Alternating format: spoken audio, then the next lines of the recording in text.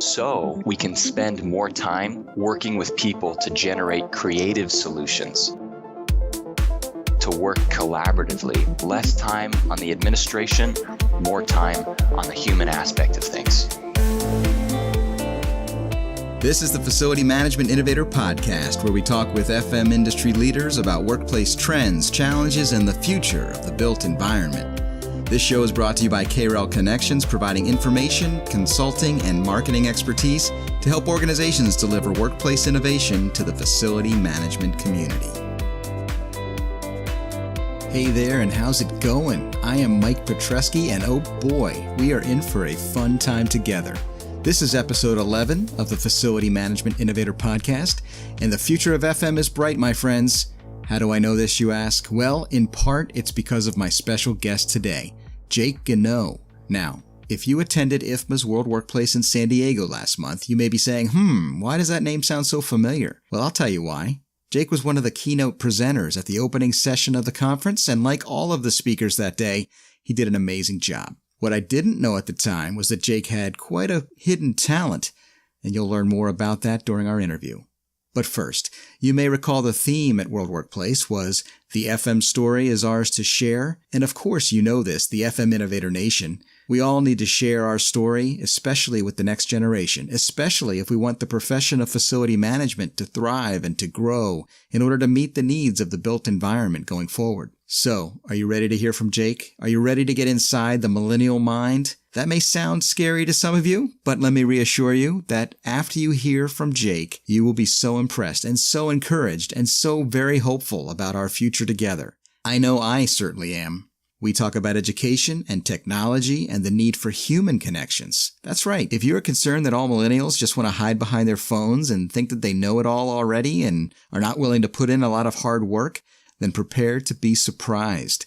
I came away from this conversation energized and excited, and not just because Jake and I had an instant connection when we talked about movies and the type of music we both like. That was pretty cool too. But we also share a common philosophy about how people must collaborate and embrace technology and innovation in the workplace. If we're going to elevate the FM profession together, that's true regardless of how young or how old we are. So, are you ready? Let the fun begin. On the FM Innovator Hotline with us today, all the way from Arizona, is another IFMA celebrity, Jake Cano. How's it going, Jake? It's going very well. We're in the first week of November, and I could still wear shorts. Oh, wow. It's pretty impressive. Fantastic. Last week, it was still we had a day where it hit 100 degrees. This is like the hottest it's been this late in the year, but I'm not complaining. The benefits of climate change, if there are any. There you go. You get to wear shorts in this time of year. Well, listen, I was in the crowd for Jake's keynote address at IFMA's World Workplace in San Diego, where he stood on stage at this huge conference and told his FM story in front of, something like 4,000 or 5,000 people. No big deal, right? Yeah, pretty small crowd, just a couple. Like a toast at a wedding. That's right. Jake was billed as the student for what was a really awesome and inspiring opening session. It featured 6 different people at different stages of their careers. But let's get to know our guest a little bit today. Jake is a Ph.D. candidate in the School of Sustainable Engineering and the Built Environment at Arizona State University. Go Sun Devils, right? That's what I like to hear. Now, the Sun Devils play in the Pac-12? Yep, we're in the Pac-12, and I'll tell you what, being a Sun Devil, it's hard. It's difficult. It's a lot of ups and downs. It's like an emotional roller coaster. We have some games where we just, we do awesome. We totally perform. We show up, we destroy the game, but then we have those weeks where it feels like half the team is asleep. So it's highs and lows, but it's always exciting. Jake works within the Performance-Based Studies Research Group, and he has already received his master's degree in construction management and his undergraduate degree in mechanical engineering with a focus on energy and environment. So Jake, congrats on all these achievements in your FM journey so far. Thank you. Can you tell us a little bit more about how you ended up on this facility management path and where you hope to be in, say, 5 or 10 years from now? Yeah, it's been quite a wild journey. That's primarily what my a keynote address was about, because I started off as an engineer thinking that would be the best place to go because, an engineer, it comes with a lot of notoriety and I figured if I had an engineering degree, then I'd prove to the world that I was really smart. But about halfway through my degree, I realized that maybe I wasn't so smart. I wasn't doing so hot at engineering, and I didn't really like where I was going with it. So I had this idea that maybe I was misaligned and maybe there was something better for me to do out there. So one class really changed just about my whole approach and my whole career path. And it was a class with IFMA fellow Dr. Dean Kashiwagi. And as I spent a couple years working with him, I started working with more FMs and I started participating in IFMA. And I really began to see the value of the industry. And I connected with the career path at a philosophical level. As far as where I want to be in the next 5 to 10 years, I was so inspired by Dr. Dean's effort and his education and looking at the problems that the industry has with this pipeline of young professionals and with this talent drought that we're facing. There's something that almost comes deep within me, this desire to really identify and mitigate this issue. I think that there needs to be people on the academic side of things really showing students the big picture and the greater value that facility management is. So I see a lot of potential in working with this pipeline issue, being a professor, setting up students, connecting them with industry professionals, and starting to create this pipeline for the future. Wow, that's awesome. I want to hear more about that passion for education, and I will ask you a question about that soon. But before we get too far, I want our audience to get to know you a little more personally. Can you tell us about any motivational songs or a type of music that you like? What's in your earbuds when you're doing your research there at ASU? You know, I really like, I like a lot of music. I listen to a lot of music, but I think the thing that really gets me going is really epic music. Like, I really like movie scores, you know, really nice, exciting, like big orchestra music, like the Lord of the Rings soundtrack. When I listen to that, you know, all of a sudden I'm not typing a paper. I'm trying to save the world from good and evil, trying to take the one ring up Mount Doom. That's awesome. That is awesome. What kind of movies do you like? The Lord of the Rings is obviously one. Star Wars fan? Yes, I love Star Wars, love Lord of the Rings. But I also I think the movies that I like the most is I really like a movie with a powerful message, something really inspirational. I think my favorite movie has to be Forrest Gump, not only because it has a fantastic soundtrack, but it's one of those movies that I feel like I can watch over and over again and always just feel good coming out of it. Oh, sure. That's a great one. Yeah. Well, I'm not a very smart man, but no, Tom Hanks is brilliant in that movie and in so many others. Life is like a box of chocolates. You never know what you're going to get. That's not bad. My mama called them my magic shoes. Jenny, what was it? Jenny had become a folk singer.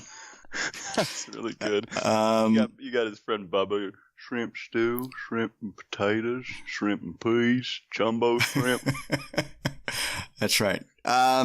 Hey, so let's talk a little bit more about that big speech at IFMA's World Workplace, can we? What was it like being on that stage in front of all those people? It's really, it was ineffable. It's kind of hard many people have asked me to describe it, and I don't know. It's really hard. The best thing that I can say is I walked out onto that stage, and it was almost like I wasn't even there anymore.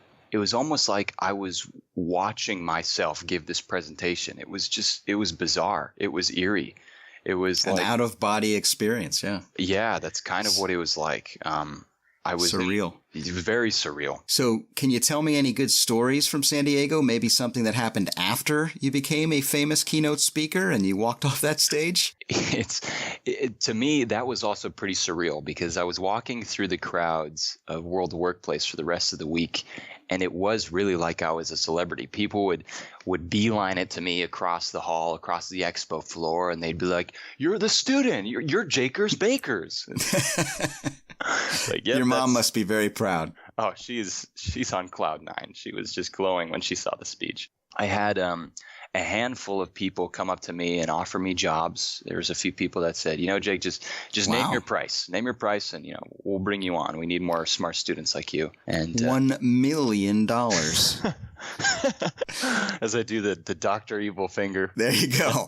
$1 million. That's good. There you go. That's Thank a you. good one. We're just going to do movie quotes the entire podcast. It's fantastic. If that's what you want to do, then you called the right guy for that. Yeah, absolutely. Well, let me get back to this. So, I jotted down a quote from your speech, in fact, several of them, and you said the real power of IFMA is people, and you encouraged us all to, quote, look outside of your building. And I love that, and I agree with that. In fact, we are really focused on a similar philosophy here. You might be interested to know that our company tagline here at Kayrell Connections is, quote, real people, real solutions. And we are always talking on this podcast about the importance of collaboration with industry partners to solve facility management problems and helping deliver innovation to the workplace, which is pretty cool, right? That's fantastic. So I know you're not an FM practitioner yet, but you did spend some time at World Workplace, I'm sure, around the expo hall. And I'm just wondering if you made any connections there and interacted with people, some of our FM partner companies, and learned anything interesting about their products or services and the new technologies being offered to our FM community. Anything out there? One that really caught my attention was iOffice. I think that kind of technology is the technology of the future. You see, we're moving towards this future, this industry, all industries, we're relying more on automation and things like robotics. And I think any time where humans are forced to manage, direct, and control and kind of keep track of things, you're at risk. People are naturally not good processors because we have all these emotions going on and we're really prone to making mistakes. I think any technology that you can incorporate in your company to automate systems like management, analyses, data collection, it will always improve your performance and how effective you are.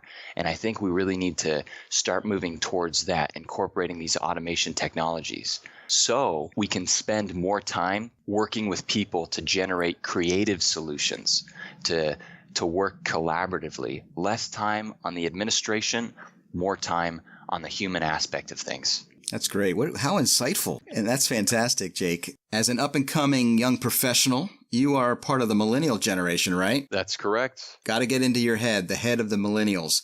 What is your view of technology overall and its role in the future of the workplace specifically?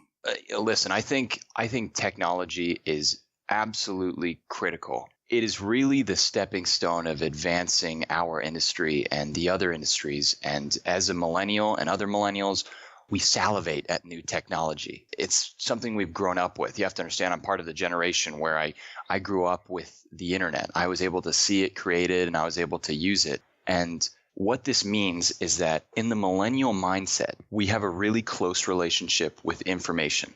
The real benefit of using technology is that technology can simplify the workplace. When you have data and information readily available and easily displayed, it makes decision-making so much easier. We don't have to spend as much time thinking about it or analyzing the situation because technology and the computers, they've already done it for us. When those decisions are made simpler, we don't have to worry as much. We don't have to stress as much. When you make a workplace where there's not as much demand on the mental power of an employee, they're much more relaxed and free to be creative, to incorporate their own expertise and talents. I think the more we get integrated with this type of technology with the goal in mind of simplifying our work tasks, the better off we'll be. Oh, I see what you're saying, Jake. So, sarcasm alert. We don't need to get together anymore at these conferences and World Workplace and all the in-person networking and human interaction. I mean, we have Google, we have online resources. We can just find the answers out there on our own, right? There's no need to get together in person anymore, is there? No, absolutely not. Let's spend the rest of our existence sitting in front of a computer screen, totally alone in empty rooms. Who needs people? That's right. People are passé. Yeah. I just bury my nose in my iPhone. We'll be fine. Yeah, put your iPhone in front of your face, set your headphones on. Don't talk to anyone. Sit in a basement. It's a very healthy future. It's a terrifying future. I mean, if you're into the future of the Matrix, then maybe we could just, sit in a bubble and not interact with people at all. Now you're right in my wheelhouse. There is no spoon, Neo. Yeah, you got to get in the good Neo. Whoa. What if I told you that speech at World Workplace wasn't real? Will you take the blue pill or the red pill, Jake? Mr. Anderson, Mr. Anderson. Agent Smith. Agent Smith. Mr. Oh, that's pretty good. You got all kinds of voices going. They never stop talking in my head.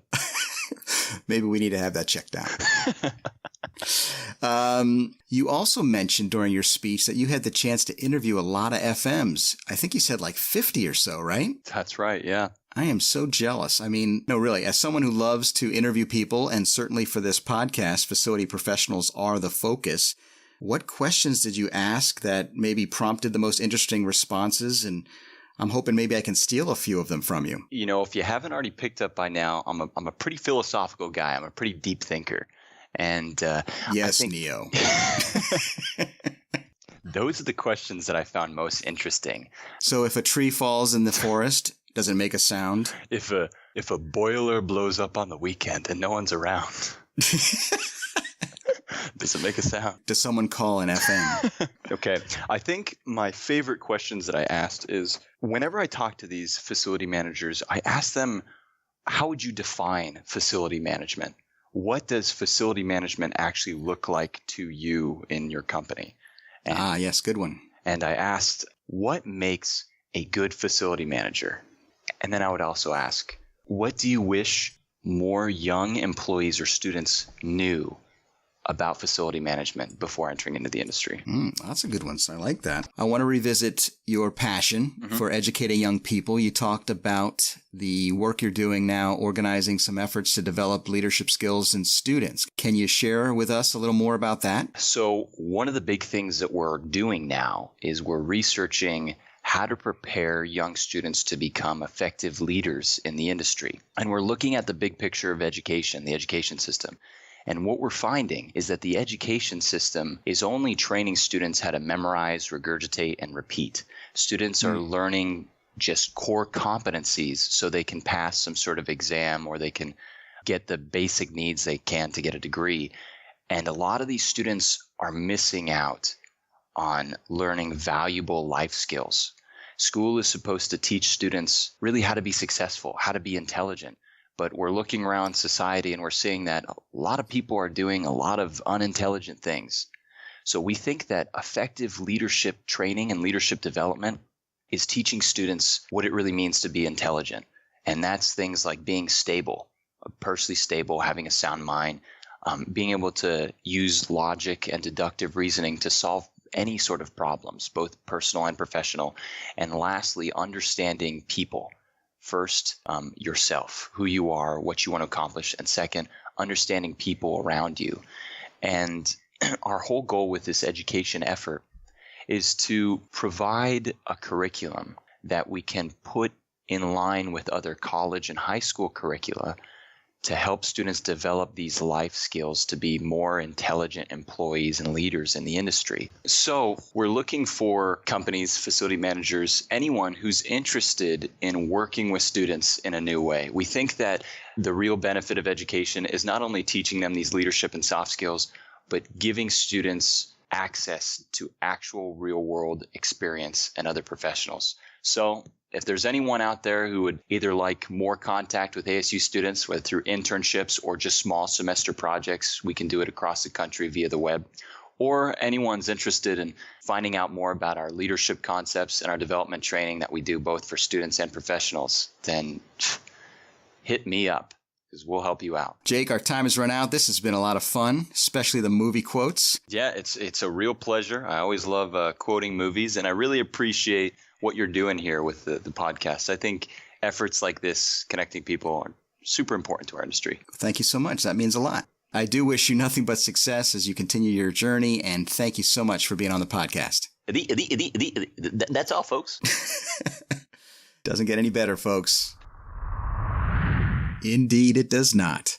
So, was I right? Pretty impressive, huh? As I said, Jake is a talented guy, and his passion for facility management and educating future professionals really is an inspiration for us all. So whatever role you currently play, whether you are just thinking about a career in facilities, or you're a seasoned FM practitioner or an industry partner, I sure hope that something about this conversation was valuable to you. And if it was, please take a moment and support us by heading over to iTunes and subscribing there and rating the podcast. I really appreciate that. There is so much more good stuff and many more good times coming your way. And thank you for listening and for being a part of our FM community, wherever you are and whatever you do.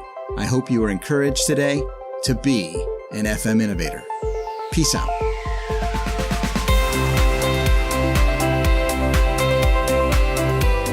You've been listening to the Facility Management Innovator Podcast. We hope you found this discussion beneficial as we work together to elevate the FM community by building partnerships that lead to innovative workplace solutions. For more information about facility management collaboration and marketing resources, visit kayrellconnections.com.